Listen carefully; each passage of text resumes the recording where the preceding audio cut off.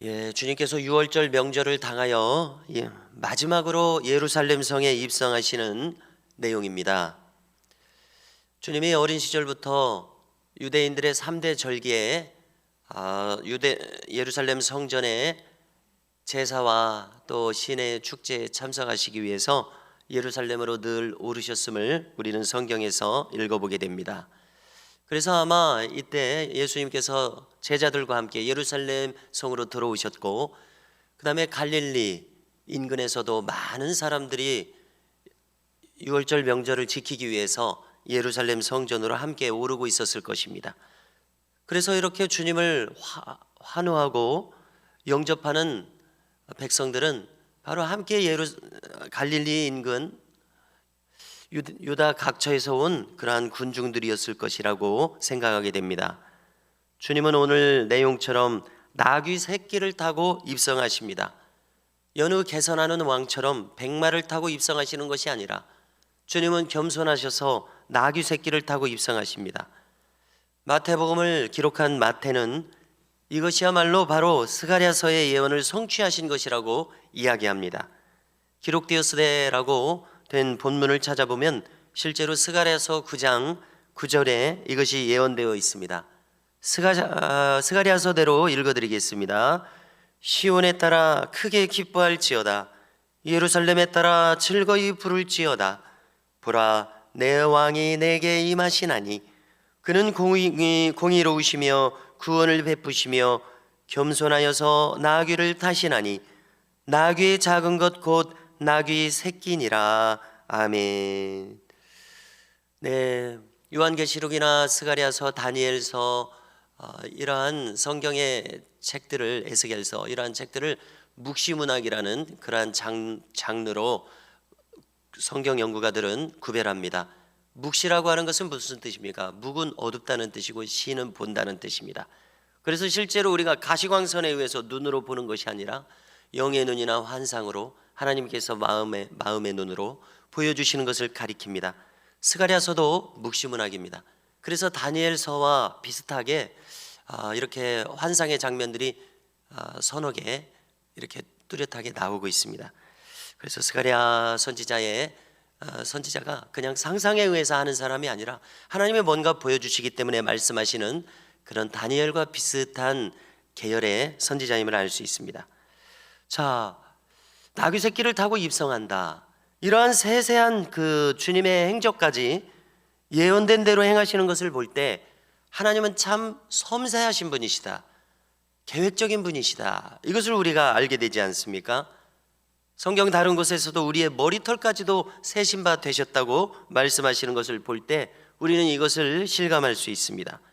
이것을 우리에게 적용해 본다면 주님께서는 우리 자신이 이렇게 매일매일 행하는 일거수일투족에 대해서도 큰 관심을 가지시고 우리를 지켜보고 계신다는 것을 알 수가 있습니다. 마치 젊은 부모가 갓난아이가 걸음마를 뗄 때 조심스럽게 그것을 지켜봅니다. 혹시 넘어지면 얼른 붙들려고 조심스럽게 지켜보는 것처럼 하나님께서는 자신의 자녀인 우리 각 사람에 대해서 이렇게 늘 조심스럽게 보시면서 바르게 크기를 부모들이 바라듯이 우리가 바르게 행하기를 늘 기대하고 또 바라고 계신다고 믿습니다. 이것은 하나님의 신실하신 성품에서, 우리를 사랑하시는 성품에서 나오시는 마음입니다. 그러므로 우리가 어찌 날마다 하나님을 의지하지 않겠습니까? 날마다 하나님을 바라고 기대하고 또 하나님의 은혜를 늘 언제나 그리워하며 어찌 그렇게 살아가지 않겠습니까? 오늘 내용에서 먼저 주님께서는 제자들 두 사람에게 명하셨습니다. 감람산 벳바게라는 곳에 이르렀을 때에 저 마을로 가서 나귀 새끼를 끌고 오라 명하십니다. 감람산 벳바게나 베다니는 예루살렘 동쪽에 있습니다. 약 3km 정도 떨어져 있다고 합니다. 주님은 이미 오시는 일행 중에서인지 아무튼 어디에서든지 그 나귀의 주인과 이야기를 해놓으신 것 같습니다. 그래서 누군가 무슨 말을 하거든 주가 쓰시겠다 하라, 이렇게 말하면 된다 말씀하셨습니다. 그러면 즉시 보내리라, 이렇게 이야기하십니다. 자, 이삭을 번제로 드리려는 아브라함의 한 장면이 떠올랐습니다.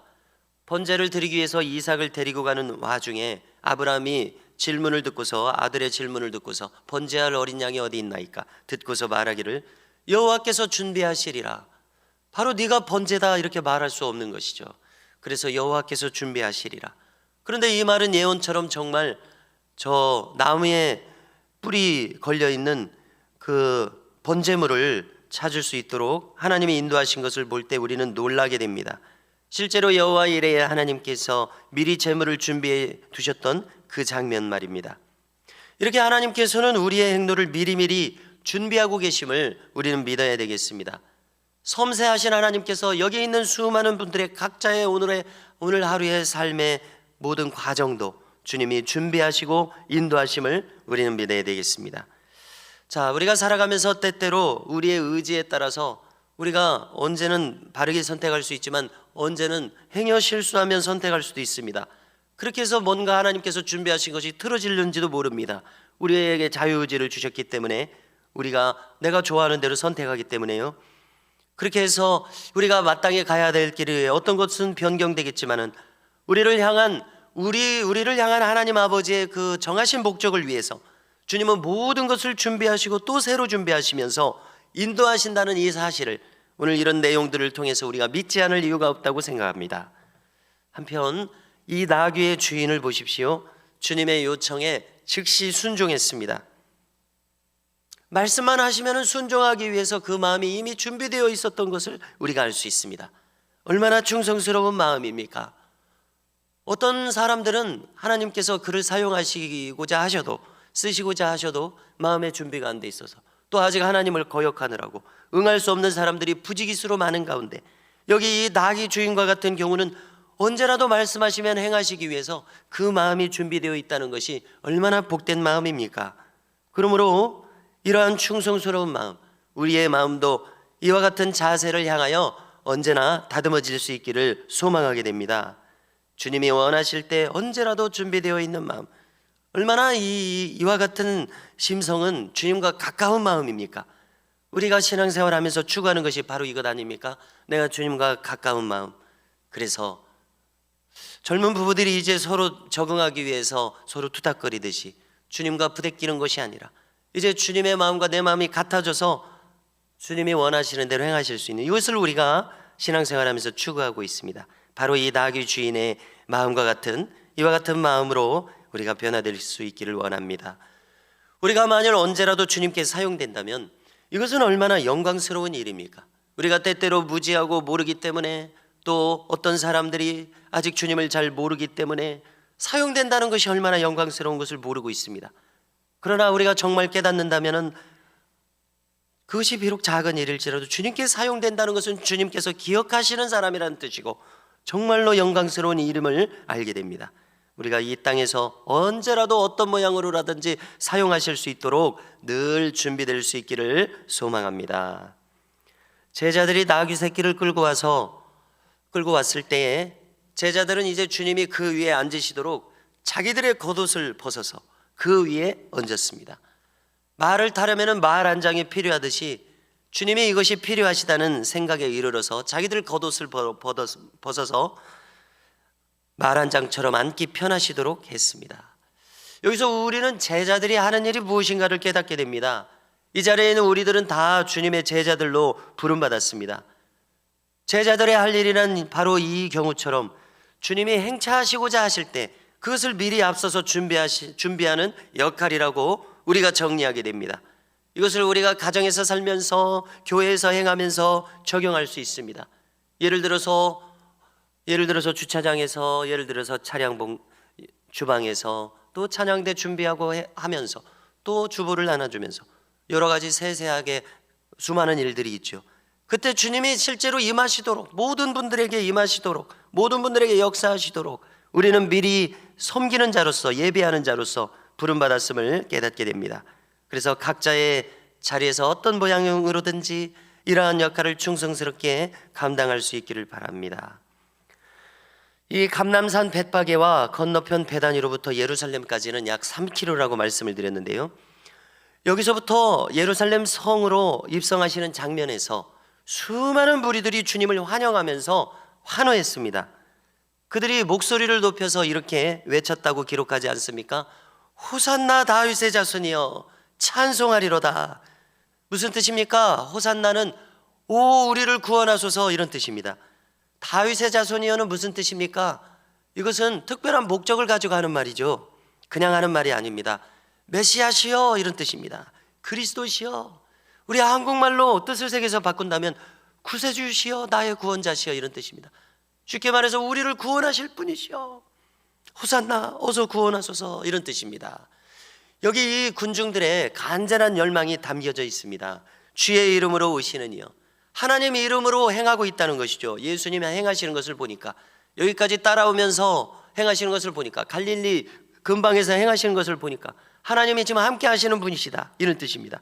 가장 높은 곳에서 호산나, 가장 높은 곳에 계시는 분은 하나님이십니다. 하나님 우리를 구원하소서 이라는 의미심장한 뜻을 거기에 품고 있습니다. 자, 이처럼 이들의 이 간절한 열망을 볼 때 정말 자기를 구원하시기를 원하는 열망이 여기 있지 않습니까? 다른 말을 할 수도 있었을 것입니다. 왕이 개선할 때 그 왕을 높이는 여러 가지 말들을 할 수 있을 것입니다. 그러나 굳이 호산나라는 말을 꼭 했습니다. 그것은 이들이 뭔가 우리가 구원받아야 한다는 그 절실한 심정을 담고 있습니다. 그래서 인간에게 필요한 것은 자기 자리에서 자기가 지금 건진받는 것임을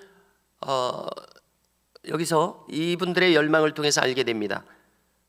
그래서 우리가 경험하는 것은 누구든지 어렴풋이 내가 지금 뭔가 바른 자리에 있지 않다는 그러한 자각을 하게 됩니다.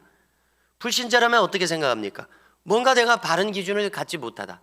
그래서 잊어버리고 살면은 뭐 그런 현상이 나타나지 않겠지만은 믿음을 가지지 않은 수많은 사람들은 늘 불안감에 휩싸여서 살아갈 것입니다. 불안한 심정으로 살아갈 것입니다. 또 신자라고 해도 사정이 그렇게 많이 다르지 않습니다. 우리가 믿음을 가지고 있어서 바른 기준은 이미 알고 있지만 보이지 않는 주님을 따라가느라, 그리고 예측할 수 없는 어떤 일들을 당하기 때문에 막연한 점이 있습니다. 그래서 우리에게 참 필요한 것은 믿음이라고 생각합니다. 그리고 그 믿음은 우리가 늘 주님에게 집중하는 자세로 나타납니다. 하루를 살면서도 늘 주님께 집중하려는 이 마음으로 나타납니다. 이것이 믿음이라고 생각합니다. 믿음의 한 측면입니다. 주님과 동행하려고 애쓰는 그런 마음입니다. 참 어떤 때는 우리가 의식해야 됩니다. 말씀에 붙들려 있으려는 이 중심의 나의 자세를 통해서 이 믿음이 나타나고 있습니다. 그러므로 우리는 무엇을 알게 됩니까? 인간은 오직 주님을 붙들려는 이 마음을 추구할 때에만 바른 기준을 가질 수 있습니다. 심령의 평안을 가질 수 있습니다. 마지막으로 오늘 내용을 통해서 우리는 주님의 겸손이 무엇인지를 헤아리게 됩니다. 첫째로 성육신하신 이 주님의 모습을 통해서 주님의 겸손을 우리는 알 수 있습니다. 성육신은 무엇입니까? 며칠 전에 살핀 대로 높은 보좌를 버리시고 이렇게 낮은 인간에게 오셨습니다. 냄새나고 누추한 마국간의 말구유 위에 오셨습니다. 낮은 자리에 처하신 모습이십니다. 우리도 이 모습을 어찌하든지 담기를 원하고요. 둘째로 주님은 자신의 의지와 바라시는 바를 내려놓으셨습니다. 왜 그렇게 하셨냐면은 아버지의 뜻을 받들기 위해서였습니다. 겟세마네 동산에서 그렇게 기도하지 않으셨습니까? 이것은 우리도 늘 나의 마음이 아니라 하나님의 마음을 내 마음에 두기를 원하는 이 겸손한 마음을 우리도 닮아야 함을 깨닫게 됩니다. 자, 세 번째로 오늘 장면에서 주님은 언제든지 홀로 하실 수 있습니다. 전지전능하신 주님께서는 혼자 하실 수도 있습니다. 그러나 굳이 나귀 주인의 도움을 청하시고 있습니다. 사람의 힘을 필요로 하고 계십니다. 이 자리에 있는 우리의 힘과 마음을 필요로 하고 계십니다. 이것이 겸손하시다는 것입니다. 우리와 함께 무엇인가를 하기를 원하시는 마음입니다. 우리도 이와 같은 마음이 필요할 것입니다. 그래서 주변과 조화롭게 주변의 도움을 나도 청하면서 행하는 이러한 마음이 필요합니다. 이처럼 예루살렘 입성 장면에서 그 자리에 있는 많은 사람들이 오직 주님께 집중하면서 소망과 기대를 걸고 있는 것처럼 우리도 주님에게 환호하면서 소망과 기대로 충만한 마음으로 오늘 하루를 행할 수 있기를 바랍니다. 오늘도 나를 구원하실 분은 오직 예수님 뿐이십니다. 이 주님과 동행하며 승리하는 이 하루가 될 수 있기를 간절히 원합니다.